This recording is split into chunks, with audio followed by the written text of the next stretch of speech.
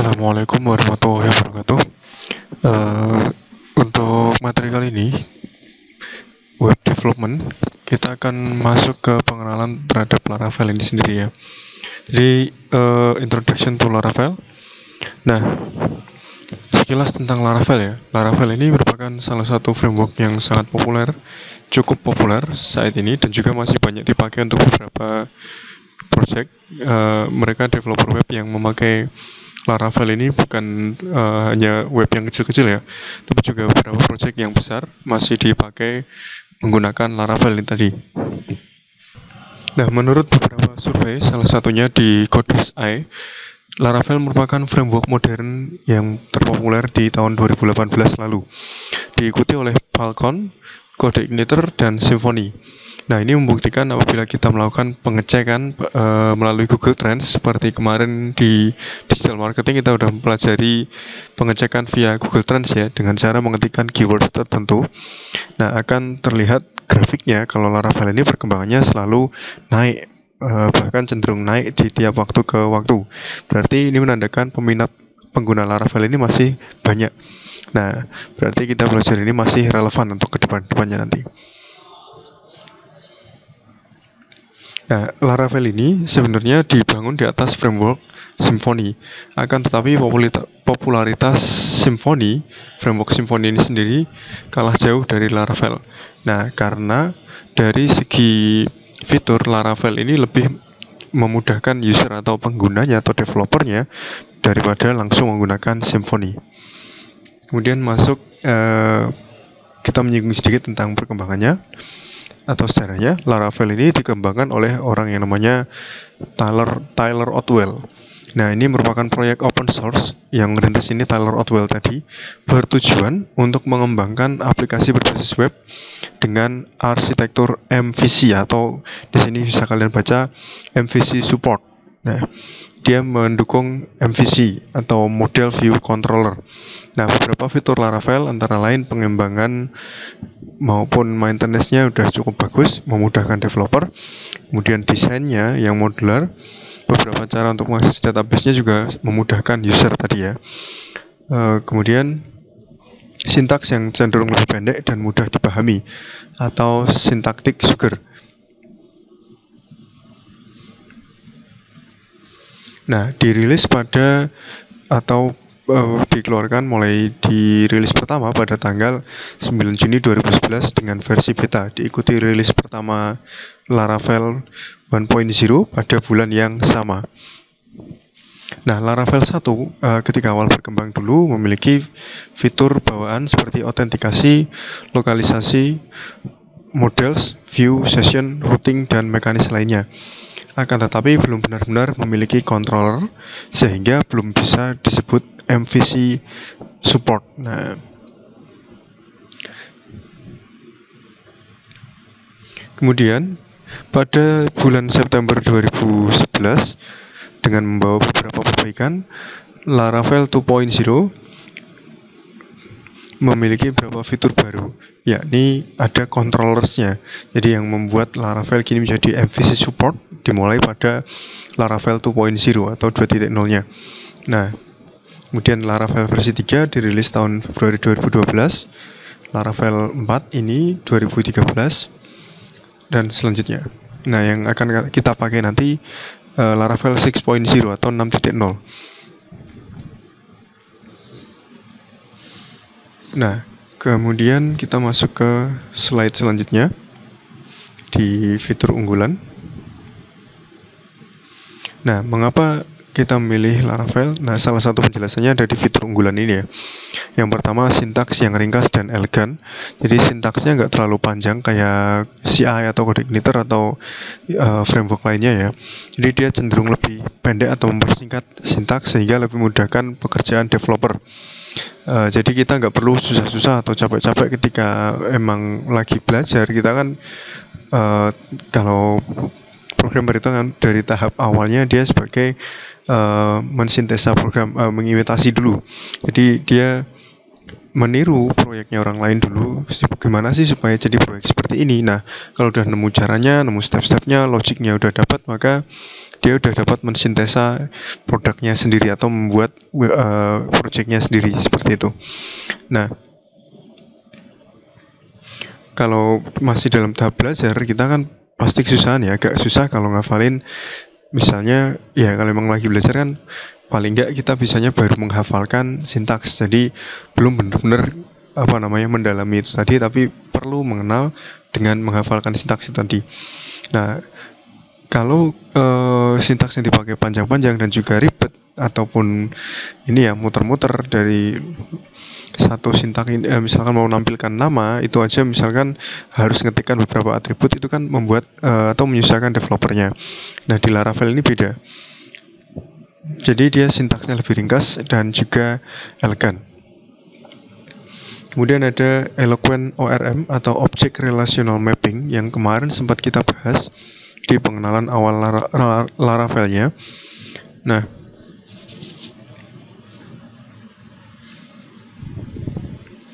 sebelumnya kalau kalian yang pernah belajar pemrograman web menggunakan PHP native, tentunya akan perubahannya banyak atau signifikan sekali perbedaannya dengan penggunaan Laravel. Nah, meskipun kita tetap bisa menggunakan SQL command untuk pemanggilannya nanti di setiap panggilan database, tetapi dengan adanya Eloquent ORM ini akan operasi database akan lebih mudah dan lebih singkat. Nah, meminimalisir kesalahan penulisan SQL command juga. Nah, ORM atau Object Relational Mapping ini bisa melakukan operasi CRUD atau CRUD kalau kalian ke database tanpa harus menulis SQL command dulu. Jadi ORM inilah nanti yang bertugas untuk menulis SQL command untuk kita. Jadi si Laravel ini nantinya akan nyuruh fiturnya yang ORM itu tadi yang bernama Eloquent untuk CRUD atau operasional database-nya. Nah, keunggulannya ORM atau Object Relational Mapping tadi, selain membuat sintaks yang lebih ringkas, yang lainnya adalah mudah ganti database. Atau dengan Eloquent ORM, apabila kita ingin mengganti database dari MySQL ke MS SQL atau Oracle atau yang lain, kita tidak perlu khawatir perbedaan sintaks yang bisa membuat error, karena kita tidak perlu mengubah kode yang kita tulis dengan Eloquent ORM. Eloquent ORM tersebut yang akan mengenerate SQL command sesuai dengan database baru yang akan kita pakai nanti. Yang kedua, keunggulannya lebih memudahkan kita dalam mengelola relationship antar tabel. Jadi misalkan kita udah punya database, kita pindah atau migrate database-nya, atau kita create baru, misalkan pengen mensintesa atau pengen mengambil dari database yang lama. Nah, ini kan relationship-nya perlu kita pastikan lagi. Nah, dengan Eloquent ORM membuat, mendapatkan, dan memanipulasi relationship antar tabel menjadi lebih mudah. Jika sebelumnya kita melakukan SQL command yang cukup panjang dan rawan kesalahan, dengan Eloquent kita tidak perlu khawatir lagi. Nah, nanti lebih detailnya akan dibahas di bab model dan Eloquent. Kemarin sudah saya tuliskan di silabus ya. Nah, memudahkan orang yang baru belajar dalam penggunaan SQL command. Jadi jika kalian lebih condong ke SQL command, kalian akan sangat terbantu dengan adanya Eloquent ini, karena nggak perlu menghafalkan SQL command untuk dapat membuat fitur-fitur canggih. Nah, di Laravel kalian juga bisa pakai SQL command dengan fitur FacetDB. Jadi FacetDB ya tulisannya. Ada templating engine juga, keunggulannya di sini dituliskan. Kemudian Laravel ini memanfaatkan templating engine yaitu Blade. Dengan Blade kalian bisa melakukan banyak hal. Contohnya jika hanya menggunakan HTML biasa, ini nggak bisa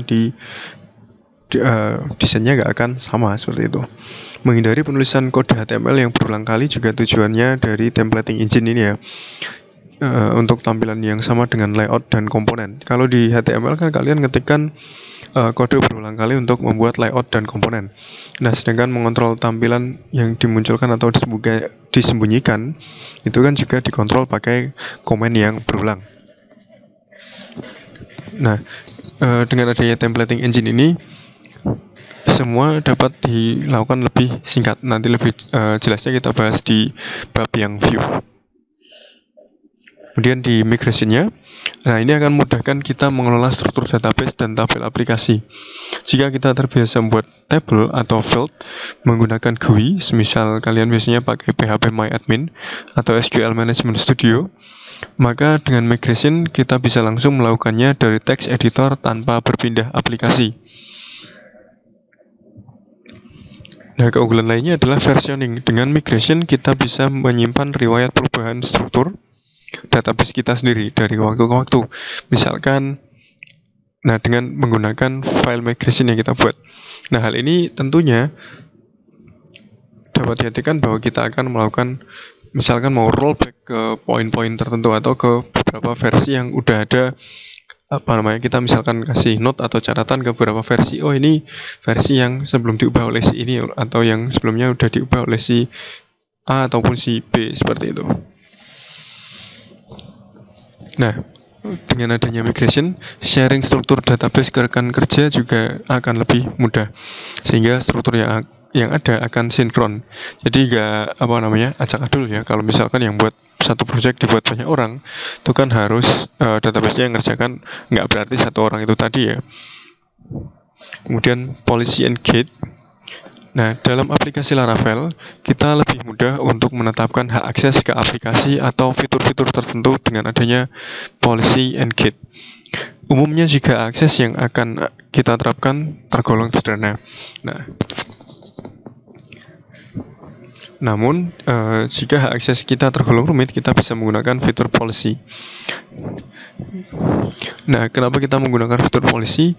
Agar pengelolaan hak akses tersebut lebih rapi dan tertata, meskipun nantinya rules-nya lebih kompleks ya dibandingkan dengan penggunaan gate. Nah, nantinya ini akan dipelajari pada case study di bab terakhir nanti atau final project-nya.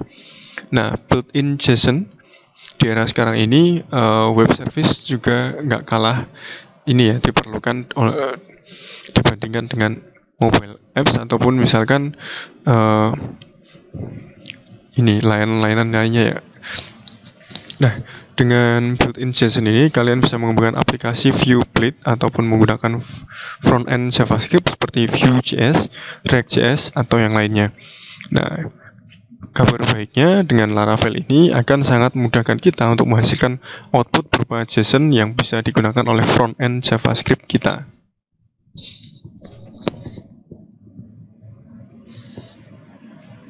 Nah, mengapa memilih Laravel?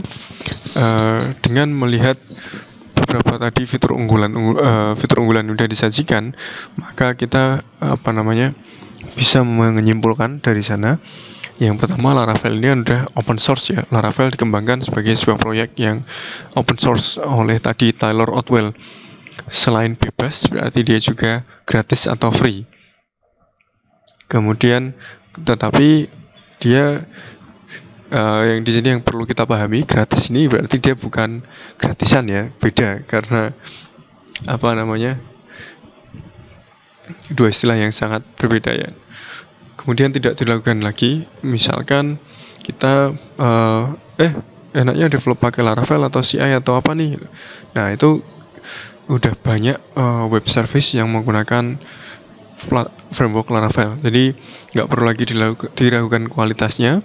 Selain open source, Laravel juga merupakan framework berkualitas tinggi. Laravel ini nanti biasanya kalau di LKS tingkat kabupaten sama provinsi sama nasional juga dipakai untuk yang web. Kemudian ekosistemnya bagus. Nah, misalkan dalam sebuah perbincangan di sebuah perusahaan, seorang pegawai yang tidak pernah menggunakan open source bilang bahwa kita harus memilih tools dan framework yang dibuat oleh perusahaan besar karena akan membutuhkan supportnya ketika terjadi masalah. Nah, kalau menurut kita, pegawai tersebut mungkin belum menjiwai atau memahami era development saat ini ya. Jadi kita sebagai software developer bukan user ya. Kalau kita user ya mungkin masih perlu support langsung dari perusahaan IT yang mengembangkan software. Tapi kalau udah levelnya software developer kan beda. Nah, apa ya, misalkan setiap kali kita menemukan kesalahan atau bug dalam aplikasi, masa harus nelpon supportnya, kan enggak ya. Nah, waktunya kan juga akan habis untuk nunggu supportnya dari misalkan kita pakai ini ya, Windows contohnya. Misalkan ini kan tools dan frame supportnya kan lama. Nah, selain jumlah support di perusahaan itu terbatas, belum lagi kalau ternyata misalkan dari supportnya tidak memahami apa maunya kita, itu kan juga susah. Gak bakalan ketemu jawabannya juga kan. Nah, yang sebenarnya dibutuhkan sebenarnya kan bukan support dari perusahaan di balik teknologi yang kita pakai ya, tapi justru dari komunitas penggunanya atau komunitas yang besar yang menggunakan teknologi tadi. Nah, Laravel jelas memiliki user base yang besar. Dari tren saja tadi udah bisa kita lihat di Google Trends, dia masih pemakaiannya nomor 1 ya, framework paling populer. Dan ini dapat kita artikan jika kita mengalami kendala, kita dapat menanyakan ke banyak penggunanya atau komunitas yang lebih besar tadi. Selain itu juga package-package dukungan untuk Laravel banyak, jadi kita bisa milih sesuai kebutuhan dari aplikasi kita. Nah, inilah inti dari ekosistem yang bagus tadi. Kemudian mature atau udah matang ya Laravel ini ya. Saat ini Laravel udah sampai versi 6, telah banyak perkembangan juga dari sejak versi pertama diluncurkan. Nah, Laravel telah didukung oleh author yang kompeten, yakni Taylor Otwell, dan juga oleh banyak kontributor lainnya yang solid. Nah, fitur dan juga API dari Laravel ini selalu diperbarui dan diupdate mengikuti perkembangan dunia web development. Bahkan kini Laravel memiliki sistem versioning yang nantinya dapat kalian pakai untuk memprediksi kapan Laravel versi baru akan muncul karena jadwal yang jelas. Nah, Laravel juga memiliki versi LTS atau Long Term Support, yakni versi Laravel yang akan didukung untuk bug fix selama 2 tahun, dan terkait keamanan untuk jangka waktu kurang lebih 3 tahun sejak dirilis. Nah, dari segi kenyamanan dan kemudahan, Laravel ini merupakan salah satu framework yang sangat memperhatikan faktor kenyamanan dan pengembangan dalam pengembangan aplikasi, sesuai dengan tagline mereka, yaitu The PHP Framework for Web Artisans. Kemudian alasan secara secure, tidak dipungkir lagi faktor security adalah faktor yang sangat penting ketika kita melakukan web development, untuk menghindari device ataupun misalkan ancaman lainnya pada web kita. Maka faktor security ini merupakan faktor yang sangat penting, terutama apabila kita berada di lingkungan perusahaan yang mengutamakan keamanan atau kenyamanan dari pengguna yang memakai aplikasi kita. Contohnya misalkan kalian berada di tim khusus untuk pengujian dan kelayakan keamanan dari aplikasi sebelum masuk tahap production atau live-nya. Nah, aplikasi tersebut dilakukan pengujian oleh timnya kalian tadi, meskipun awalnya tidak lolos karena ada bug yang mengubah konfigurasi dan validasi, tapi akhirnya aplikasi tadi dapat lolos uji kelayakan dan keamanan dengan menggunakan beberapa support dari Laravel ini. Kemudian modern, nah ini udah dari katanya udah bisa nanti kita pahami. Nah, Laravel juga merupakan salah satu framework yang lebih mengutamakan developer experience. Nah, ini sangat cocok buat kalian yang menginginkan keindahan kode, kecepatan dan keluasan dalam pembuatan aplikasi yang aman dan modern. Nah, apa aja tools yang akan kita pakai nanti? Salah satunya yakni Composer, CMDIR atau khusus pengguna Windows, Git, MySQL, phpMyAdmin, dan Redis untuk case management. Nah, ini yang biasanya udah kalian install Git sama MySQL ya. CMD ini untuk membantu progresnya dari CMD aja, jadi sekedar tambahan. Nah, komposernya nanti bisa kalian download di linknya nanti saya kasih. Kemudian HP admin udah install ya pasti ya. Nah, ini aja untuk yang intronya. Nah, nanti panduan-panduannya akan saya share via PDF. Nah, sekian dari saya. Terima kasih. Assalamualaikum warahmatullahi wabarakatuh.